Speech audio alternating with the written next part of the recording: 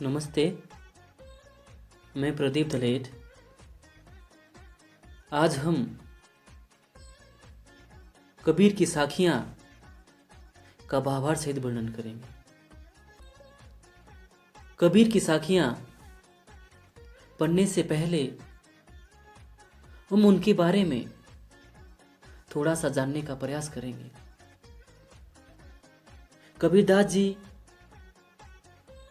15वीं सदी के भारतीय रहस्यवादी कवि और संत थे। वह हिंदी साहित्य के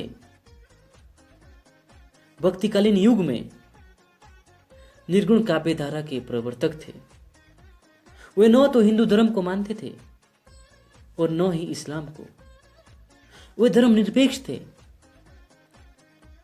उन्होंने समाज में फैली कुरीतियां, कर्मकांड और अंधविश्वासों की घोर निंदा की। जितने भी उस समय समाज में बुराई फैली थी, वह चाहे हिंदू समाज में हो या मुस्लिम समाज में, उन्होंने सबका घोर विरोध किया। और जो अच्छाई थी, चाहे किसी भी धर्म में हो,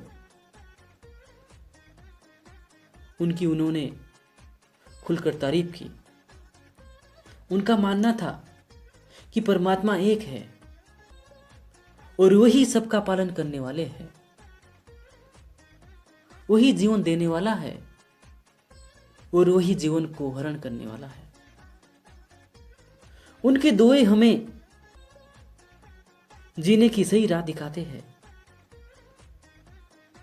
उनके दोहे हमें सिखाते हैं कि मानव जीवन किस प्रकार से जिया जा सकता है। हम उनके जो 5 दोहे को पढ़ने जा रहे हैं, उसमें उनके पहले दोहे में उन्होंने अपने पहले दोहे में स्पष्ट किया है कि मनुष्य को उसकी जाति से अधिक उसके गुणों को सम्मान देना चाहिए। दूसरे में उन्होंने कहा है कि हमें कभी भी अपशब्द के बदले अपशब्द नहीं कहने चाहिए। तीसरे में उन्होंने मन की चंचलता का वर्णन किया है। चौथे में उन्होंने कहा है कि हमें कभी भी अपने आप को बड़ा नहीं समझना चाहिए। पांचवें में उन्होंने कहा है कि यदि मनुष्य अपनी कमजोरी को दूर करके अपनी कमजोरी को दूर करेगा तो वह अपने संसार को खुशहाली से भर सकता है। कबीरदास जी की साखियां भावार्थ सहित इस प्रकार से है। उनकी पहली साखी है, जाति ना पूछो साध की, पूछ लीजिए ज्ञान, मोल करो तलवार का, पड़ा रहे निंदों में आन। जाति ना पूछो साध की, पूछ लीजिए ज्ञान, मोल करो तलवार का, पड़ा रहे निंदों में आन। कबीरदास जी इस दोहे के माध्यम से स्पष्ट करते हैं कि हमें कभी भी साध अर्थात सज्जन, गुणवान, कबीरदास जी कहते हैं कि हमें कभी भी सज्जन व्यक्ति की जाति पर ध्यान नहीं देना चाहिए। पूछ लीजिए ज्ञान, बल्कि गुणों के आधार पर उसको सम्मान देना चाहिए। कबीरदास जी स्पष्ट करते हैं कि हमें कभी भी जो सज्जन व्यक्ति होते हैं, जो गुणवान व्यक्ति होते हैं, हमें उन व्यक्तियों की जाति पर ध्यान नहीं देना चाहिए। यदि उनकी ओर ध्यान देना ही है तो उनके गुणों की ओर ध्यान दीजिए, उसके ज्ञान की ओर ध्यान दीजिए। और जाति पूछने से कहीं अच्छा रहेगा कि आप उससे कुछ ज्ञान की बातें पूछ लीजिए। मोल करो तलवार का पड़ा रहने दो म्यान, कि जिस प्रकार से तलवार की कीमत म्यान से नहीं धार से होती है, उसी प्रकार से व्यक्ति की पहचान भी उसके गुणों से करनी चाहिए, उसकी जाति पूछकर नहीं।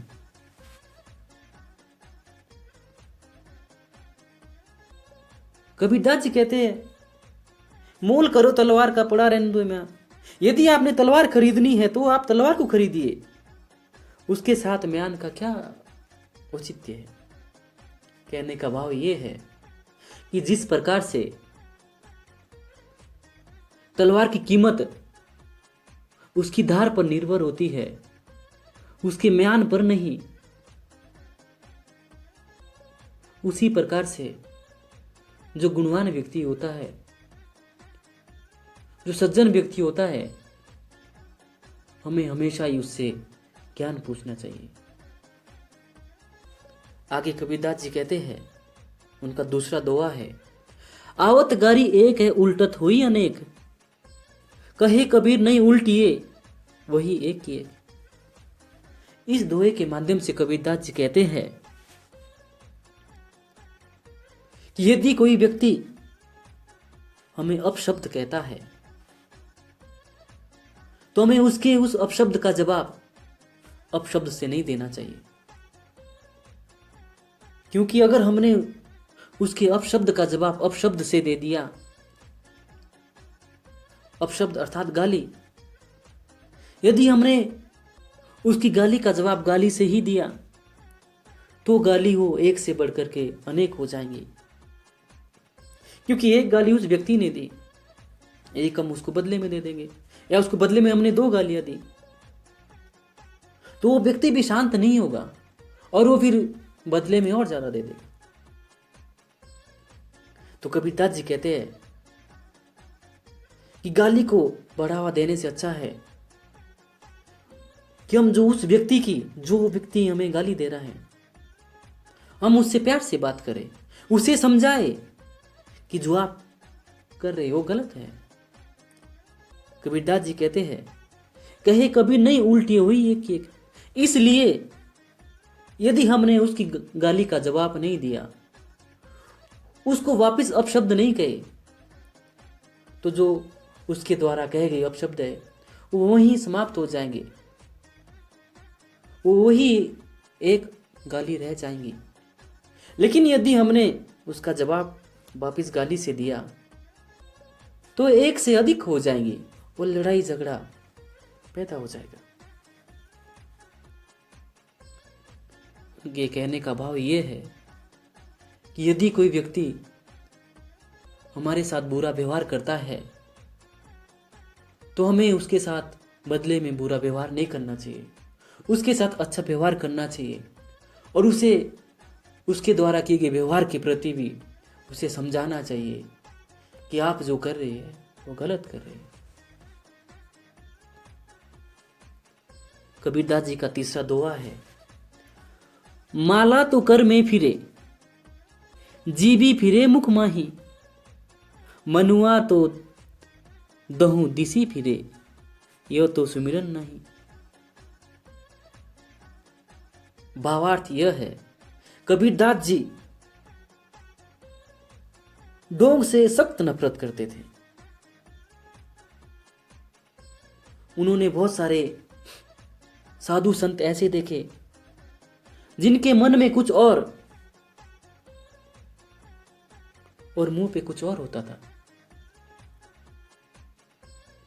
वो बोलते कुछ और थे, करते कुछ और थे,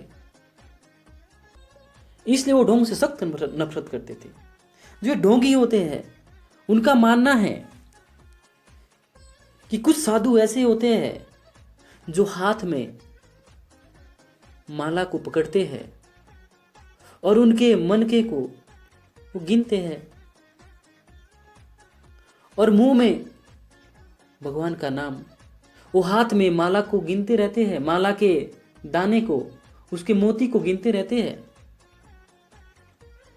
और मुंह से भगवान का नाम लेते हैं, लेकिन उनका जो मन होता है वो चंचल होता है।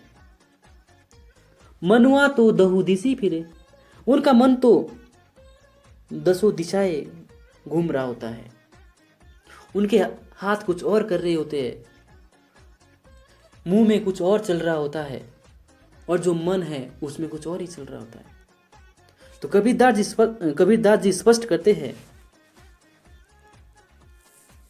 कि माला तो कर में फिरे, कर अर्थात हाथ, कि जो हम माला को फेरते हैं वो तो हाथ में फेरते हैं, और मुंह से हम भगवान का नाम स्मरण करते हैं। लेकिन जो मन है हमारा, जिसको हमें वश में करना चाहिए, हम हाथ और मुंह को तो वश में कर रहे हैं, लेकिन जो मन है ये हमारे वश में नहीं होता। और यदि किसी ने मन को वश में कर लिया तो समझो उसने भगवान को पा लिया। मनुआ तो दहु दिसी फिरे, कि मनुष्य का मन तो दसों दिशाएं में घूमता रहता है। अब ये 10 दिशाएं कौन कौन सी है?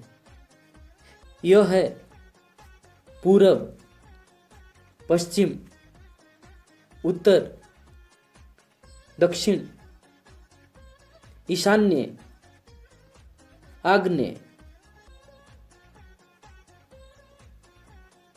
वायव्य,